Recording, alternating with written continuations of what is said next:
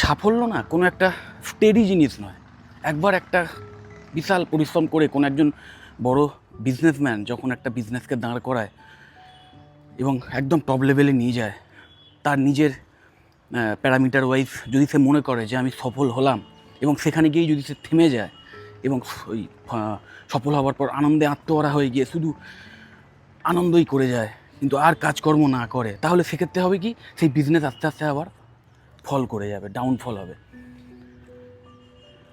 যে কারণে যে সফল হলেও যে আত্মহারা হয়ে গিয়ে একদম কাজকর্ম ছেড়ে দিলাম, সেটা করা যাবে না। তোমাকে কাজ করে যেতে হবে তারপরেও।